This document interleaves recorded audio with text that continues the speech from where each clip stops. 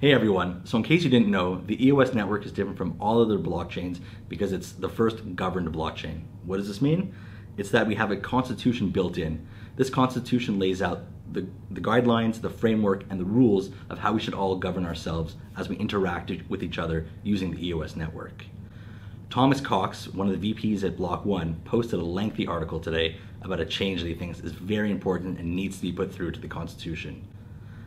I'm going to walk you through in a nutshell what that change is. Basically, we just need to change the default named arbitration form from the ICC, which is a real-world arbitration form, to the ECAF, which is the EOS core arbitration form. That's an arbitration form that's being built within EOS by EOS members that understands the needs that are specific to the EOS blockchain.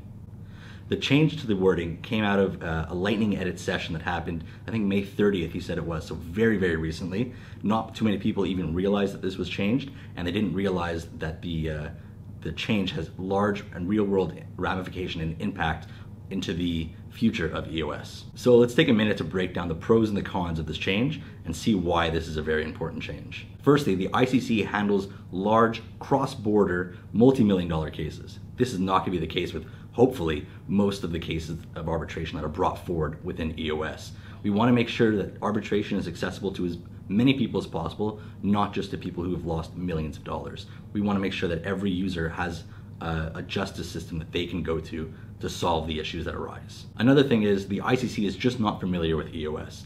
No arbitration forms are. Blockchain is very new. This means that every case will have extra and added costs added to it, as every arbitrator will have to be taught what is a blockchain, how does it work, what are the specific values of EOS, and what do we as a community value most.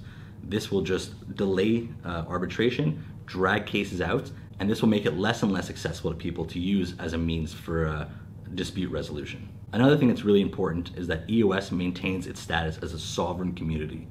If the ICC starts to try to learn and adapt its own knowledge towards EOS, we may start to see terrestrial laws start to come into play within the EOS ecosystem. This could have negative effects in that it will no longer be seen as its own and self-governing body. So all of this would probably slow down the arbitration process. EOS has half-second block times. We want fast, we want speed, and we want just ruling. The ICC is slow, drawn out, and lengthy. I don't think that's right for EOS as a whole. Another requirement of block producers is that they vet and make sure that an arbitrator's ruling is valid. If the ECAF arbitration system is in place, then we'll have access to the list of arbitrators, their standings, and their past performances to make sure that they are still within good standing of that forum. With the ICC, we don't have that same access because they are their own entity and they are not controlled or related to EOS as a whole. The more that we handle cases off-chain, the less tracking and the less transparency we'll have. This will open up new attack vectors that we should try to mitigate as quickly as we can right now. So there were a few things that Thomas just wasn't aware of when he came back from his vacation and made this change.